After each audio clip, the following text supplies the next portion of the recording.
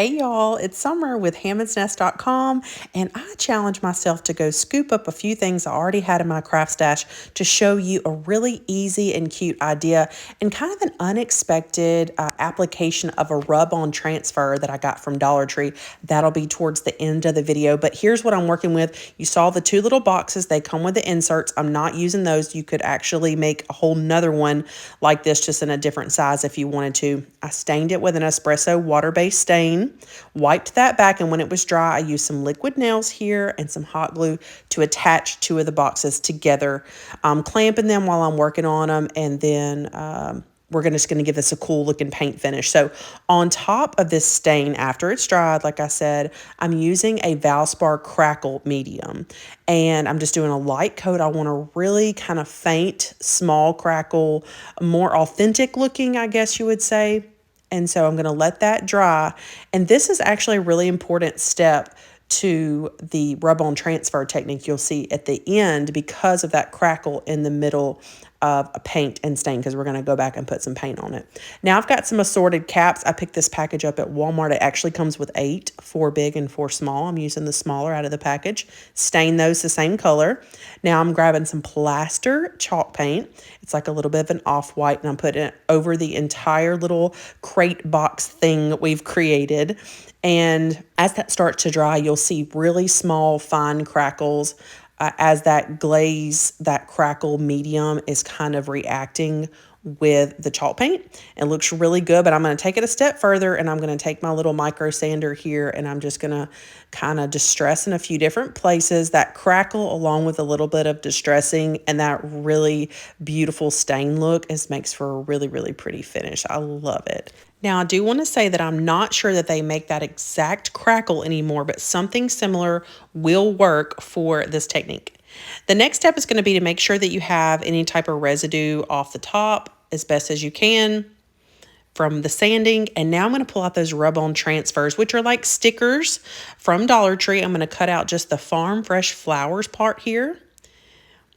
And I'm going to just take the backer paper off. Now, traditionally, if I didn't have that glaze in between this paint and stain, this sticker, you would burnish it like you're going to see me here do with this little scraper tool. You would burnish it, you would peel it up, and the sticker, the black, would stay behind.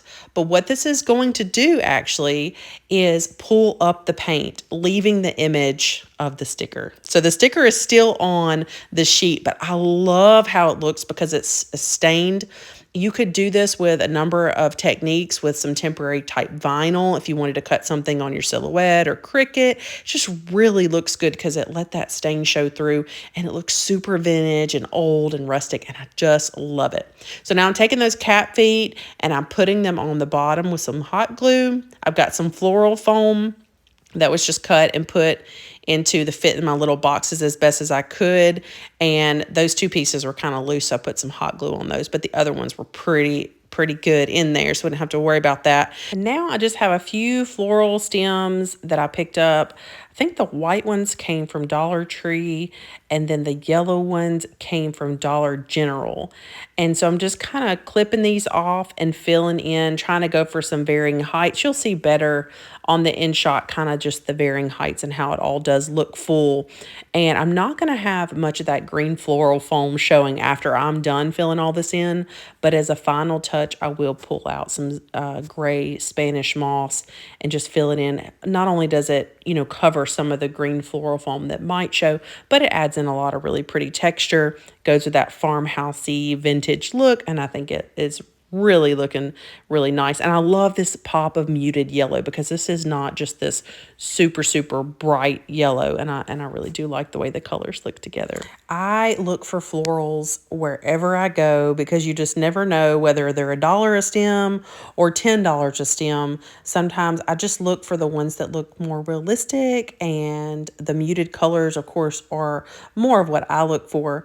but I find florals everywhere. So using this combination from, like I said, Dollar Tree and Dollar General, I think this little arrangement is looking pretty cute. And this, like I said, was a really fun challenge to use just some things I already had on hand. And so I challenge you to do the same. You never know, pull some things out. How would they look all put together? And that's what this was, a couple of Dollar Tree boxes, some cat feet I had. I already had the floral foam, like I said, the flowers, and the Spanish moss, of course, always have that on hand. This just is the finishing touch. Wouldn't you agree? The Spanish moss, I think it's quite lovely. But I hope that this gets your creative wheels spinning and that you start thinking about what you can make. And if you want to try that rub-on transfer / vinyl sticker kind of technique, let me know how yours turns out. It just be one of those things that you would kind of play with and have fun with. And I love that it turned out as I envisioned, for sure.